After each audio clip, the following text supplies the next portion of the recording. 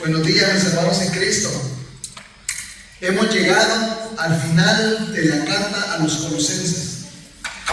Y fíjate, hermano, que no solo nosotros llegamos al final y nos despedimos de la carta a los Colosenses, sino que también el hermano Pablo, el apóstol Pablo, se está despidiendo. Y te vas a dar cuenta que en este trozo de la Escritura él está dando instrucciones finales, él está dando referencias personales.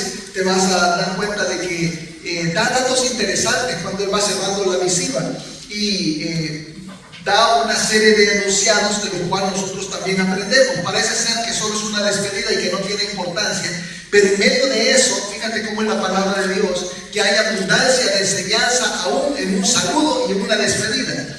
Y yo me doy cuenta de que en esa despedida él está dando una serie de nombres específicos de personas. Ahí lo vas a ver.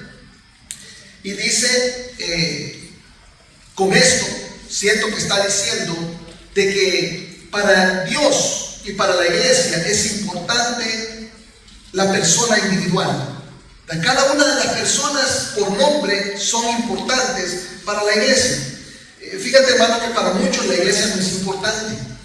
Para muchos la iglesia es solamente una casilla que hay que checar cada domingo, ¿verdad? Un compromiso, o es algo que completamente no importa, que está de más.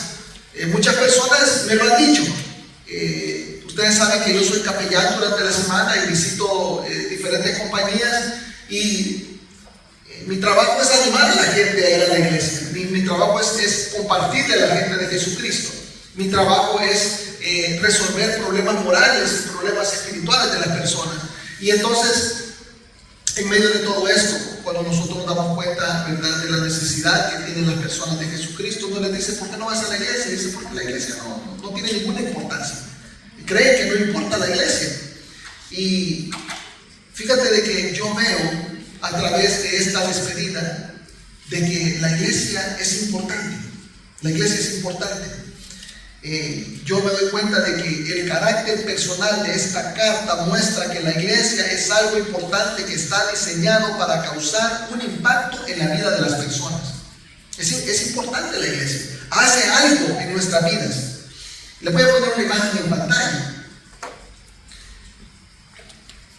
Ahí va a estar Denzel Washington. Denzel Washington, ya muchos lo conocen, ya algunos se habrán visto una película. ¿Quién ha visto película de Denzel? Ahí están el montón de manos. Fíjese que él es un buenísimo actor y muy famoso, ¿verdad? Lo van a ver en una y otra película. Pero fíjese que él ha mencionado constantemente que la iglesia ha tenido un impacto en él. Dice de que su fe y su comunidad eclesial han tenido un efecto en su vida. O sea, nosotros lo vemos en pantalla y a veces lo vemos en películas violentas y se nos imagina que es otro actor de Hollywood que no tiene quizás ninguna moralidad, pero a mí me sorprende de que hay muchos actores de Hollywood que tienen una fe profunda y él es uno.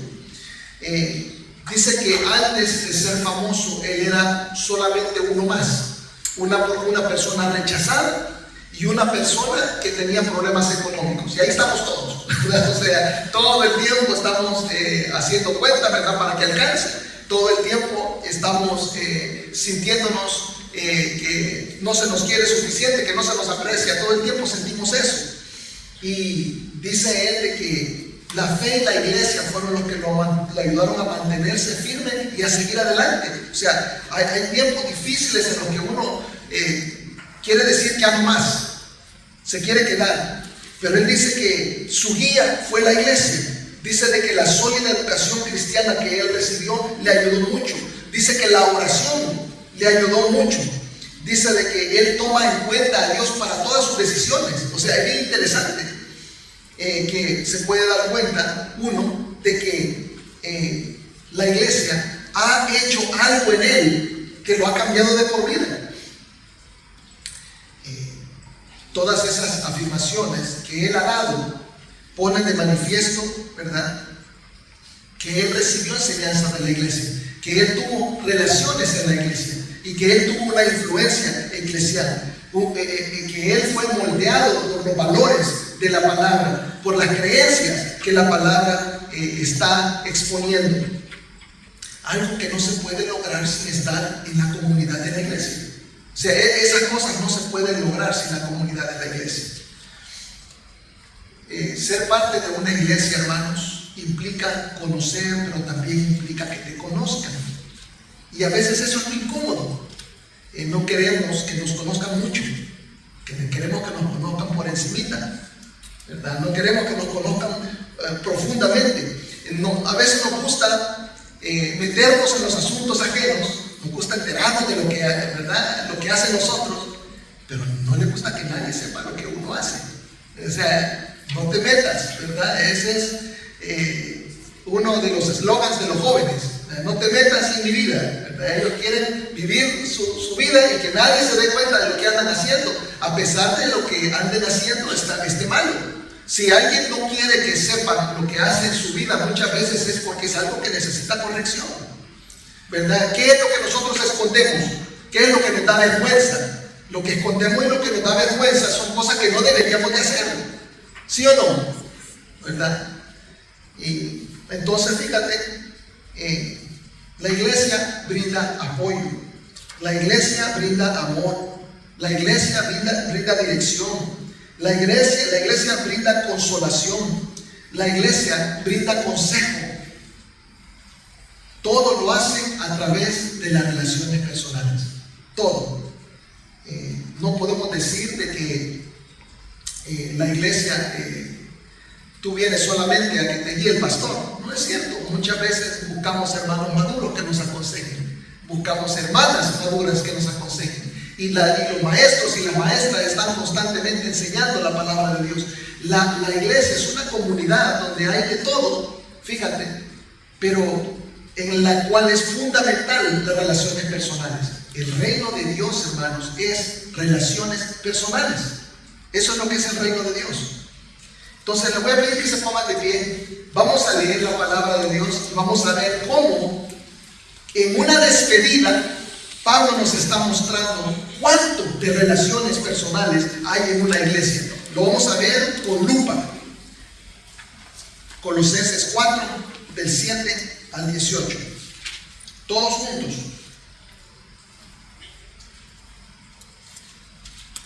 Todo lo que a mí se refiere os lo hará saber Tíquico, amado hermano y fiel ministro y consiervo en el Señor, el cual he enviado a vosotros para esto mismo, para que conozcan lo que a vosotros se refiere y conforten vuestros corazones.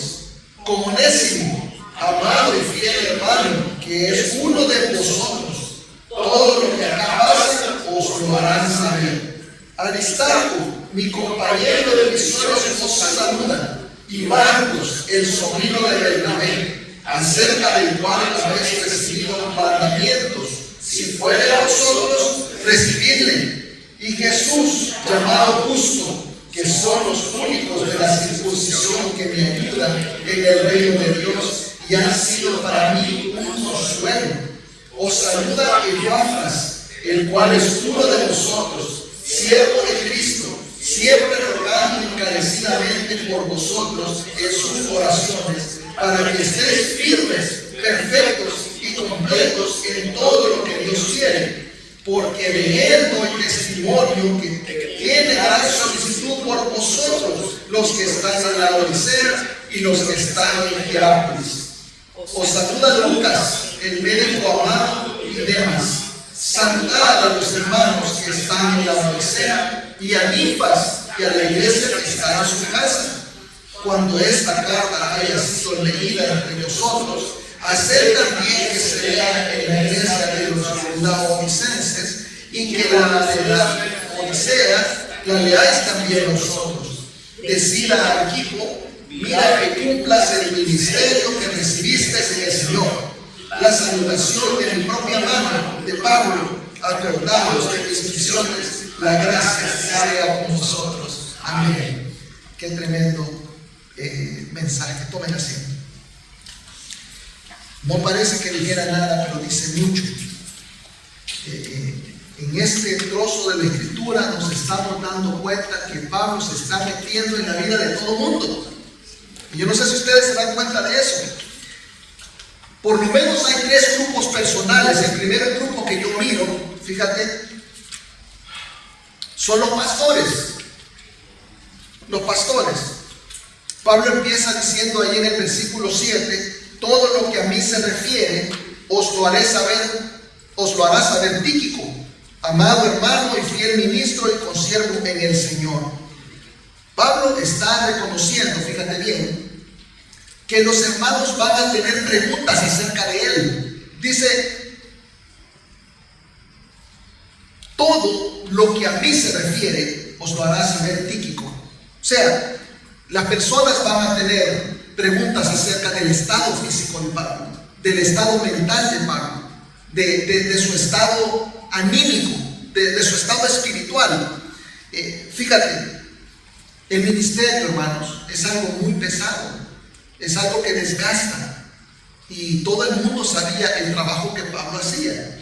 Todo el mundo sabemos el trabajo que los pastores hacen, especialmente si eres, ¿verdad?, un trabajador del ministerio, porque si alguno de ustedes ha preparado un mensaje, aquel que prepara una clase se da cuenta de que no es cosa solo de soplar y hacer botellas, ¿verdad? Es un trabajo arduo la preparación de un mensaje bíblico.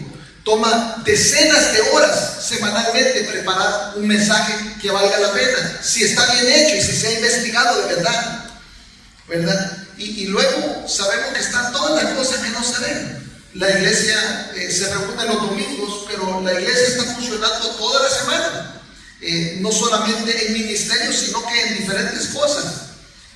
Ustedes saben de que el tiempo de oración es básico para un hombre de Dios, y es un tiempo que para muchos es tiempo muerto, y para muchos es una práctica que no se realiza, pero para un hombre de Dios es necesario esa conexión con Dios constantemente. Las visitas, nadie sabe todas las visitas que un pastor hace, ¿verdad? Especialmente cuando son visitas evangelísticas. De repente se enteran cuando se visita a un hermano, de repente se enteran cuando se hace un discipulado, de repente se enteran cuando se reciben visitas en la casa del pastor, pero casi nunca se enteran cuando se andan visitando personas que todavía no asisten a la iglesia. Y eso muchas veces es la mayoría de las visitas. Nadie se da cuenta de la consejería, especialmente, hermanos, porque muchos aspectos de la consejería son privados. Entonces ni siquiera queremos que sepan con quién se está reuniendo el pastor. ¿Por qué? Porque saben que algo puede andar ahí, la gente comienza a averiguar. Entonces no se enteran, ¿verdad?, de cómo se llama de eso. No se enteran del tiempo que consume la preparación de los eventos, la organización, la administración, el manejo de la iglesia y de los ministerios. Hay muchísimas cosas más que apretan la vida del pastor, y el trabajo de pastorear es duro. Solo aquel que ha laborado en el ministerio sabe todo lo que un pastor hace, y se van a dar cuenta de que mucha gente que es ajena a la iglesia habla mal de los pastores.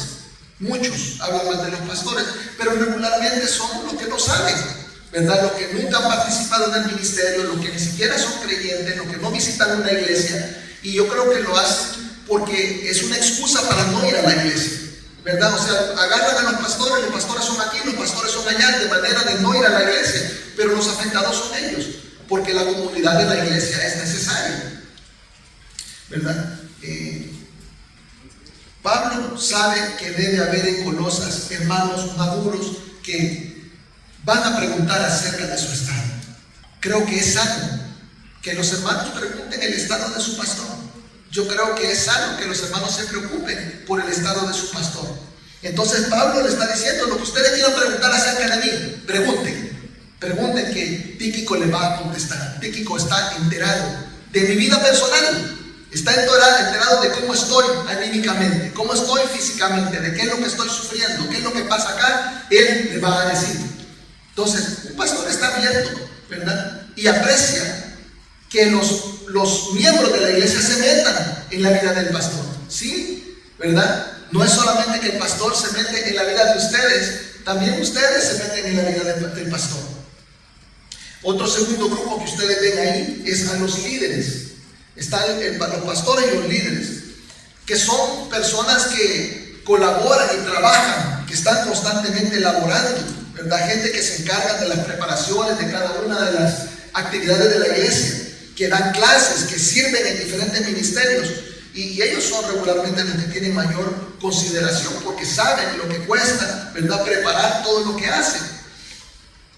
Entonces Pablo les envía la carta a los de Colosas, pero nosotros no nos ponemos a pensar que cuando alguien le manda una carta a alguien, se lo manda a los dirigentes.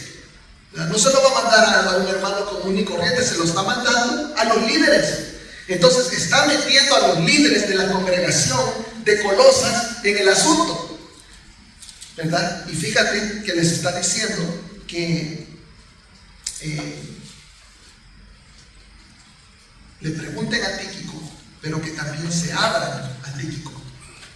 No es porque Tíquico sea un chismosón, porque es lo primero que dice, Tíquico es el que lleva y trae. Sí, fíjense que sí llevaba y traía, pero con autorización. Con autorización llevaba y traía a Tíquico. Llevaba información de Pablo y iba a recoger información. Tíquico no es cualquier mensajero. Tíquico es una persona especial. Tíquico le está llamando a Pablo, amado hermano, fiel ministro, consiervo del Señor, ¿verdad? Es un trabajador del ministerio y que sabe cómo está Pablo y que sabe también, ¿verdad?, que necesitas recoger información. ¿Por qué nosotros nos estamos metiendo en la vida de unos y de los otros? Fíjate que dice la segunda de Corintios 5:14 que el amor de Cristo nos constriñe, y algunos se saben el versículo de memoria, pero no saben qué quiere decir. ¿Qué es constreñir? Constreñir, hermanos, es unirse apretadamente. O sea, el amor de Cristo nos une incómodamente. Fíjate, apretar dos cosas. Si yo agarro a dos hermanos y les digo abrácense y los apretamos, eso es incómodo. Pero el amor de Cristo nos constriñe, nos hace que nos juntemos de una manera incómoda muchas veces, porque tenemos que abrirnos y tenemos que dejar conocer más de nosotros. Es bien interesante, ¿verdad?, que muchas veces la iglesia se puede ver solamente como un lugar al que se llega, pero en realidad la visión de la iglesia debe de ser de un lugar al que se llega a visitar a la familia.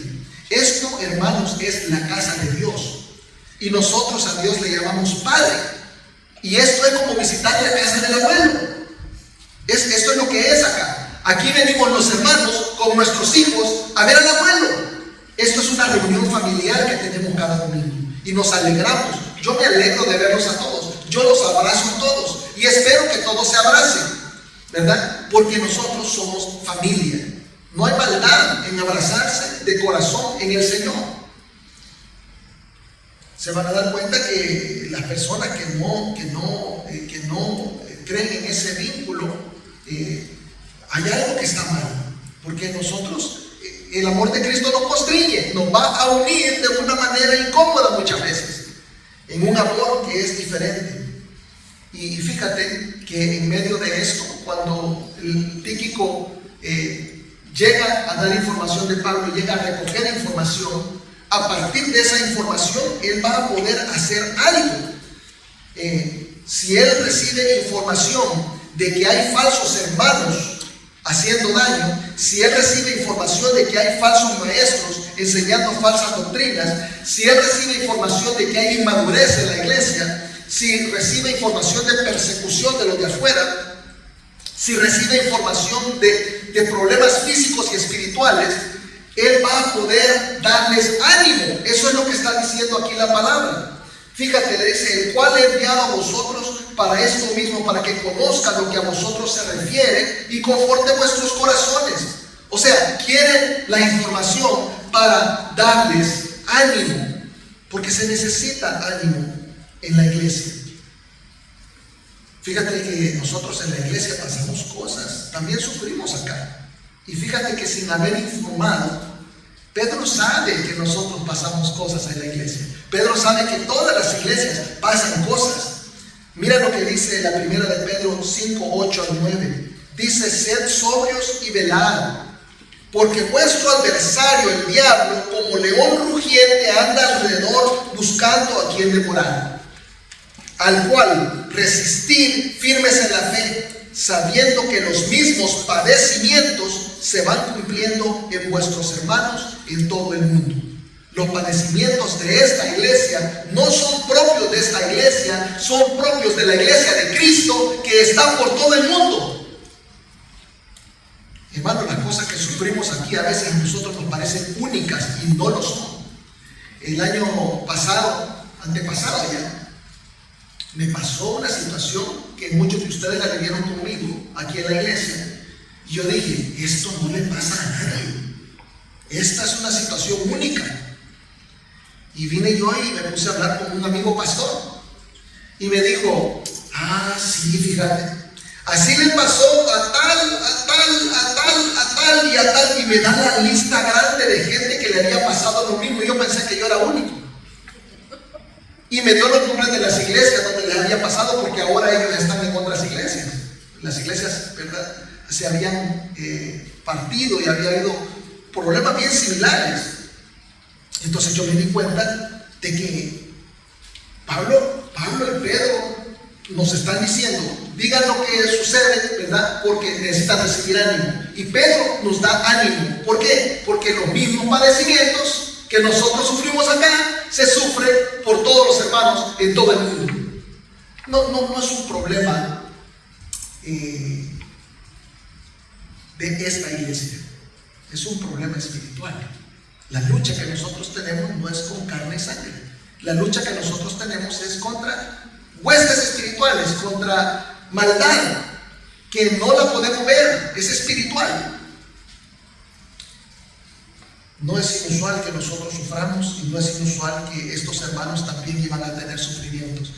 Tíquico iba a indagar no para ver si hay algo, sino que para saber qué es lo que está pasando, porque algo va a estar pasando ahí. No hay ninguna iglesia donde no pase nada. Si alguien te dice, en mi iglesia todo azul, mentiras. No hay iglesia perfecta, en todas las iglesias pasan cosas, porque si no está siendo atacado, entonces no es una iglesia de Dios. Una iglesia falsa. Si todo es prosperidad y todo es bondad y todo va para arriba y todo es entonces no somos una iglesia de Dios. Porque las iglesias de Dios somos atacadas constantemente. Los pastores somos atacados, ¿verdad? Y cada uno de los miembros son atacados. La iglesia, como todo, es atacada constantemente. El diablo anda como león rugiente buscando a quien devorar. Y nosotros somos el platillo predilecto del diablo.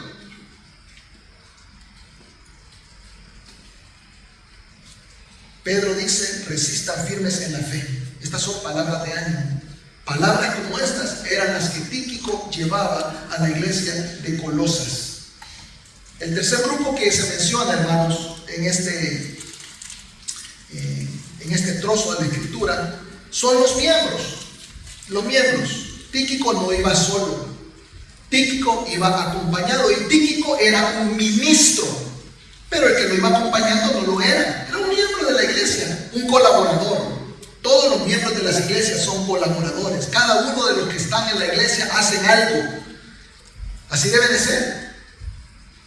Dice Colosenses 9. Dice, como Onésimo, el que iba Tíquico, amado y fiel hermano, que es uno de vosotros, su miembro.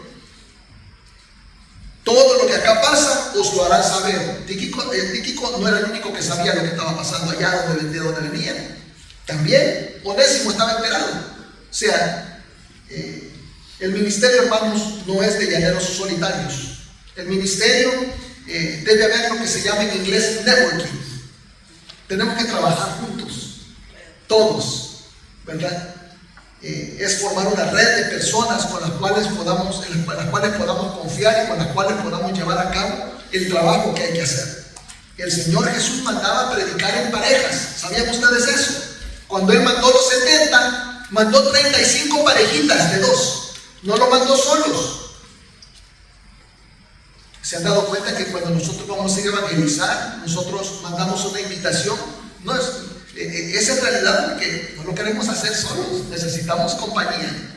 Muchas veces los hermanos no hacen nada cuando van a la evangelización, solo se paran en la parte 1. Y eso es necesario, ese apoyo. El que no sabe hablar, que no hable, pero que haga bulto. Es necesario el apoyo de los hermanos. Y se necesita la tutoría de los que saben. El que va y que sabe lo que está haciendo, por lo menos el que está a la par, que no está diciendo nada, lo está observando, se está aprendiendo.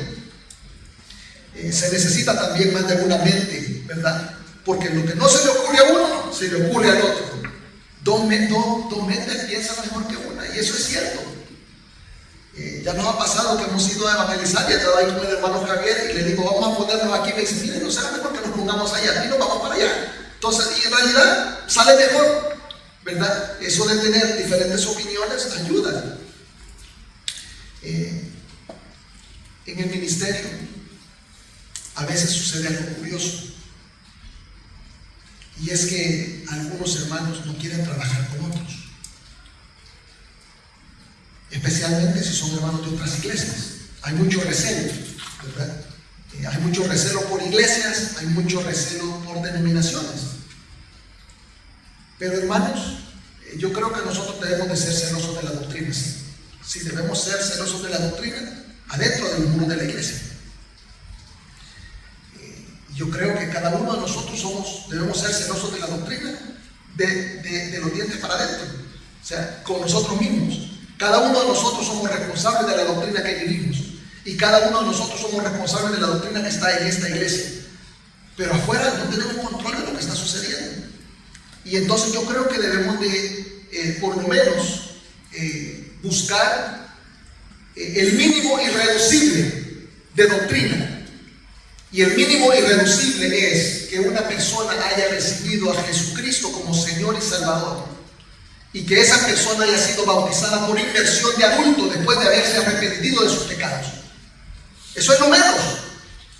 Eso lo hace cristiano. El que no ha hecho eso no es cristiano. No importa qué diga, no importa qué crea. Tiene que haberse arrepentido de sus pecados, recibido a Jesucristo como Señor y Salvador, y haberse metido en el agua de adulto. Eso es lo que nos hace cristianos. Eso es lo que la palabra de Dios dice.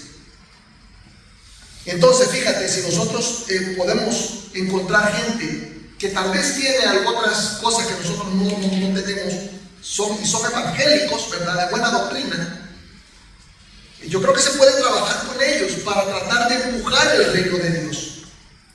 Porque el reino de Dios, hermanos, requiere de mucha gente para poderlo empujar. Fíjate que en Marcos 9, unos discípulos encontraron predicando a otros que no eran discípulos de Jesús, en el nombre de Jesús, y hasta haciendo milagros en el nombre de Jesús, y los regañaron. Y se fueron para donde Jesús bien contentos porque habían regañado a estos, y salieron regañados ellos. Jesús les dijo, ¿que no saben ustedes que si lo hacen en el nombre de Jesús está bien? ¿Que no saben ustedes que los que no son con nosotros en contra de nosotros son? Entonces, tenemos que buscar hacer relaciones, no solamente dentro de la iglesia, sino que también fuera de la iglesia, porque el trabajo del ministerio necesita ser empujado. La obra de alcanzar al mundo para Jesucristo toma del mayor número de relaciones que podamos establecer entre creyentes. Entonces Pablo manda a Tíquico con Onésimo. ¿Se acuerdan de Onésimo? Lo vimos hace poco. Él fue el motivo de la carta a Filemón, la primera carta de la cárcel de la que nosotros hablamos cuando comenzamos esta serie. Y él era un esclavo escapado. Terminó convirtiéndose al evangelio y siendo un colaborador del ministerio. No es un pastor, no es un líder, es un miembro eclesial. En este momento ahora está sirviendo de acompañante y de confidente. Y estos tres grupos, hermanos, que nosotros podemos ver, los pastores, los líderes y los miembros tienen que trabajar como una sola cosa en lo que llamamos el cuerpo de Cristo. El cuerpo de Cristo está conformado de todos aquellos que somos creyentes. Todos tienen la labor de enterarse, ¿verdad? De aprender, de crecer y de tener una función dentro de ese cuerpo. De cuidar que todo funcione correctamente. Note la instrucción acerca de Tíquico y Onésimo. Dice el versículo 9b, Colosenses: todo lo que acá pasa os lo harán saber. O sea que allá estaban pasando cosas también.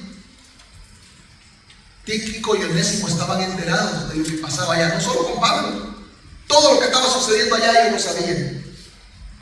¿Por qué están enterados todos de todo? ¿Y por qué quieren ir allá a meterse en lo que está sucediendo allá? Porque en la iglesia somos una familia. Somos una sola cosa. Es necesario trabajar juntos en la corrección de asuntos que puedan afectar la pureza del servicio a Dios. Los miembros de las iglesias son de todo tipo. En la iglesia no hay acepción de personas. Y eso se vuelve evidente cuando Pablo comienza a mandar los saludos. Fíjate, te voy a leer hasta el final del 10. Dice: Aristarco, mi compañero de prisiones, os saluda, y Marcos, el sobrino de Bernabé, acerca del cual habéis recibido mandamientos. Si fuere a vosotros, recibidle. Y Jesús, llamado Justo, que son los únicos de la circuncisión que me ayudan en el reino de Dios, y han sido para mí un consuelo. Os saluda Epafras, el cual es uno de vosotros, siervo de Cristo, siempre rogando encarecidamente por vosotros, en sus oraciones, para que estéis firmes, perfectos y completos en todo lo que Dios quiere, porque de él doy testimonio, de que tiene gran solicitud por vosotros y por los que están en la Odisea y en Hierápolis. Os saluda Lucas, el médico amado, y Demas. Saludad a los hermanos que están en la Odisea y a Ninfas y la iglesia que está en su casa. Cuando esta carta haya sido leída entre vosotros, haced también que se lea en la iglesia de los laodicenses, y que la de la Odisea la leáis también vosotros. Decid a Arquipo: mira que cumplas el ministerio que recibiste del Señor. La salutación de mi propia mano de Pablo. Acordaos de mis prisiones. La gracia sea con vosotros. Amén. Quiero que noten la variedad de personas que hay en este pedacito de la escritura. Yo les traje un cuadro y quiero que lo miren. Fíjate bien, Aristarco era un esclavo, igual que Onésimo. Marcos y Jesús eran judíos, por eso dice son de la circuncisión, eran judíos. Epafras era colosense y era un creyente devoto. Lucas era griego y era un médico. Demas era un hermano falso, o sea, no era hermano. Si ustedes, yo me acuerdo que lo vi, quiero ver si lo anoté por acá. Sí, en la segunda de Timoteo 4:10, si ustedes buscan esa parte de la escritura, se van a dar cuenta que dice que Demas abandonó a Pablo. Lo abandonó, y dice que lo abandonó por las cosas de este mundo. O sea que todo el tiempo andaba ahí Demas, pero no era cristiano. O sea, se estuvo un tiempo con los cristianos y en ninguna parte de la escritura dice que Demas se reconcilió o que regresó. Algunos se han dado cuenta de que quizás porque se cansaban o no aguantaban la carga del ministerio, se alejaban, pero de repente lo miraba usted en otra parte de la escritura que ya andaba con otro otra vez. Con este no pasa eso.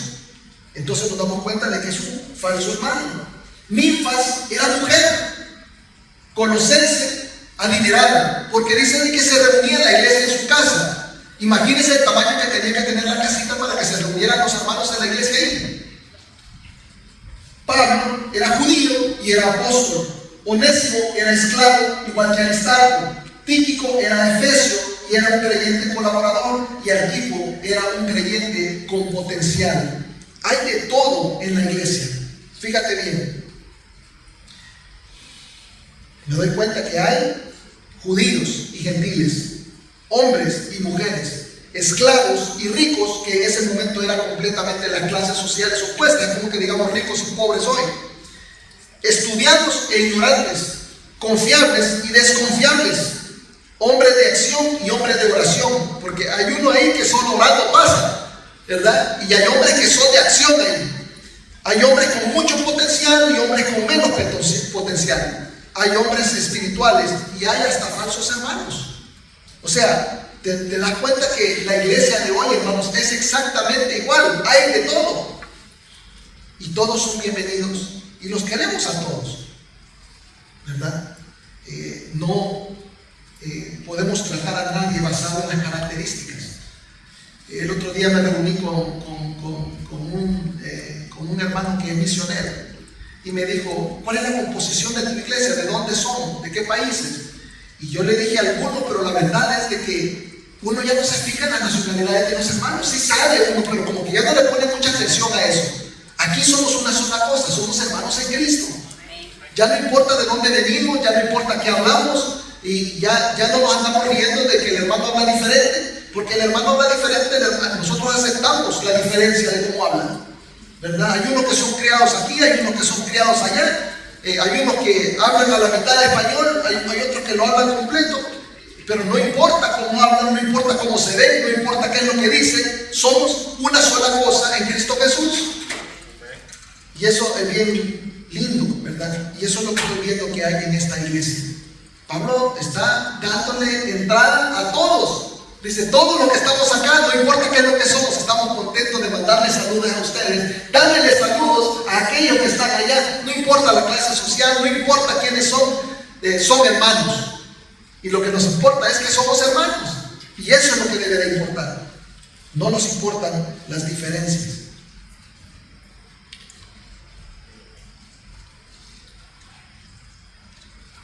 Fíjate que ni siquiera nos importa, cuando yo veo a Demas, ni siquiera nos importa si creen o no creen en Cristo. Se reciben a todos en la iglesia porque nosotros tenemos la esperanza de que quien llega acá podría recibir la esperanza de Jesucristo. Entonces nosotros recibimos a todos.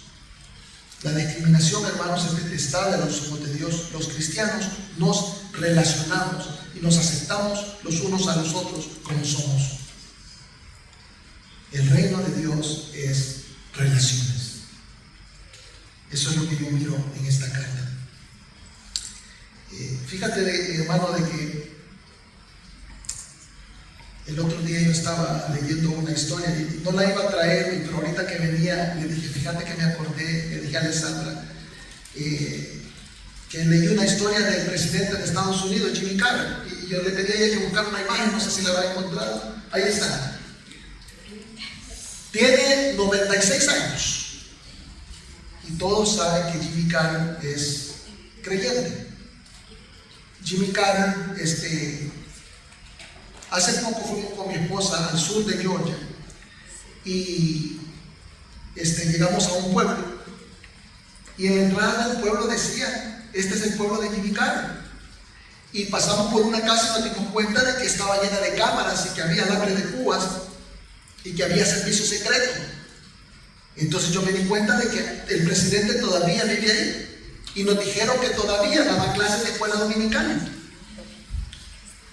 Lo que le ha pasado ahí, yo lo leí el otro día, fue de que el hermano en su casa se cayó y se golpeó, y por eso está enamorado, porque se cayó y se golpeó, ya porque tiene 90 y pico de años, 96. Es el presidente más viejo, de mayor edad en los Estados Unidos.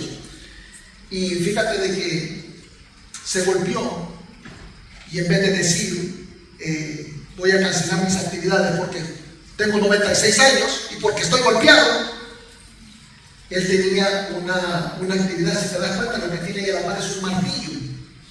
Iban a construir casas en hábitat para la humanidad.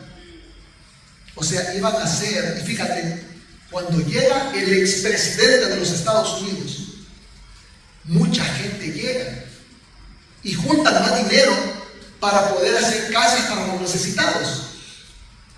Golpeado, anciano, prefirió ir porque él estimó que era necesario representar a Jesucristo y las relaciones de la iglesia con el mundo.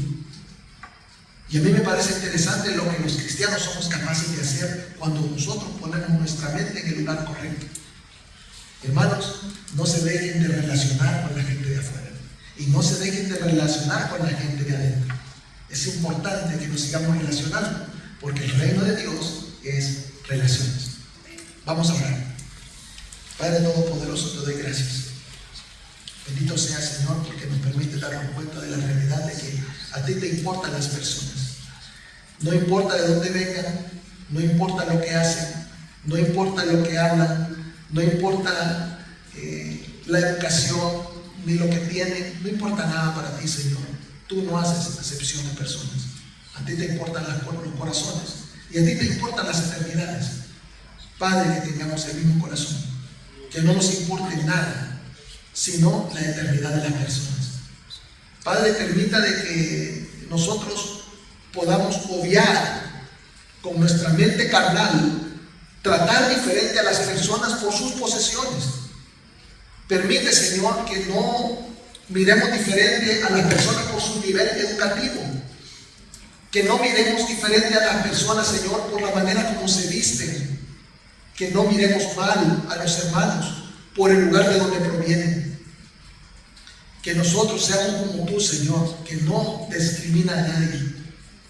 No discriminar, Señor, es lo que necesitamos hacer para poder seguirnos relacionando con las personas y poderles presentar la realidad del Evangelio. La necesidad de arrepentirse antes que tú regreses, porque la puerta va a cerrarse en cualquier momento, Señor, y no se dan cuenta de que van en destino que es el que no quieren, el que no piensan que van a recibir. Padre eterno, ayúdanos a concentrarnos en lo más importante, que es que las personas reconozcan a Jesucristo y que puedan gozar de una eternidad con nosotros y con Él. Gracias te damos por permitirnos relacionarnos, porque Padre, tenemos la capacidad, somos personas relacionales en potencia. Permítenos, Señor, que en la punta de nuestra lengua estés tú todo el tiempo y no ninguna otra cosa. Padre, que aprendamos siempre a traerte a colación, porque tú debes ser el centro de nuestras conversaciones. En Cristo Jesús te damos gracias. Amén. Amén. Bendito sea nuestro Señor.